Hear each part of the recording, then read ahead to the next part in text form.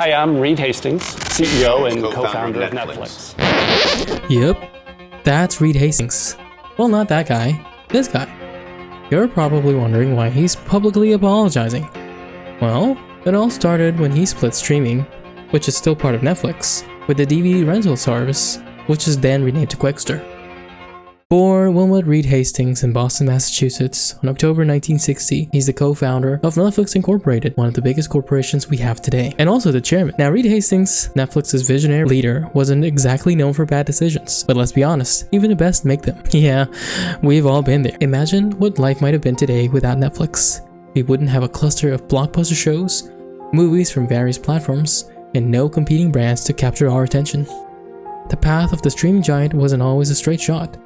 So let's rewind a bit and take a look back at what happened in 2011 when he made an industry-breaking miscalculation. In 2011, Netflix announced that it would separate its existing subscription into two separate plans. One covers the streaming service and the other a DVD rental service. Both start at the exact same price of $7.99. The problem isn't just the price, it's that it's about two different websites, two different sets of movies, and two different charges on customers' bills. And there was this awkward name change from Netflix to Qwikster, which added even more confusion because Netflix, as a brand, would still exist. The message? Simplification, they said. In the reality, chaos, confusion, and enough customer outrage to power a small planet. Twitter exploded. It was like offering pizza with pineapple and expecting rave reviews. What used to cause the US Postal Service primary concern has now made regular customers go up in arms, even about net neutrality, which is an even bigger concern. Customers didn't just unsubscribe, they revolted. It was like the streaming version of the Boston Tea Party, except it was more about subscriptions. The confusion caused so much backlash that the stock price plummeted to record lows, about 44% overall since the price plans were announced. And there was a significant loss in subscriber count for both services, about 800,000 for DVDs and 200,000 for the streaming part. It was massive.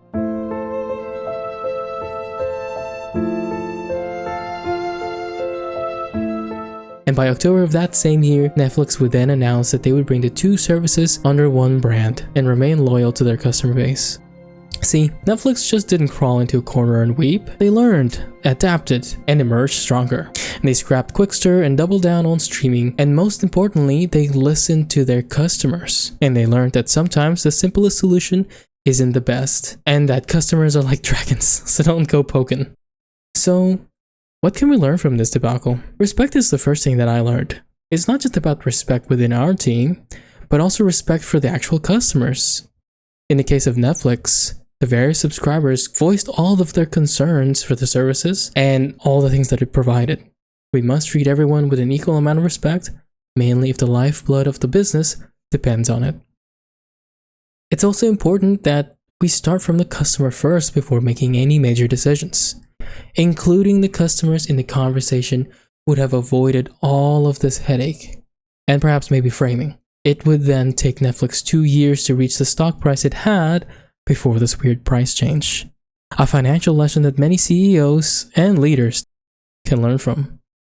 The second thing that I learned was about communication. I learned that the lack of clarity made subscribers flee from the model because the services didn't make any sense for two separate entities, and the pricing wasn't justified. After all, we all know what happened to Blockbuster. So next time you stream from your favorite show, remember that even tech giants make mistakes. I just want to say again how sorry I am of the way that we handled the communication around these big changes. The key is to learn, adapt, and keep innovating.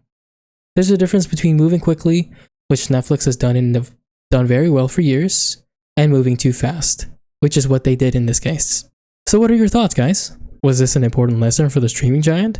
Was this just the right amount of risk to push innovation? Was there a better strategy for testing the theory before fully launching it? I'll let you guys decide.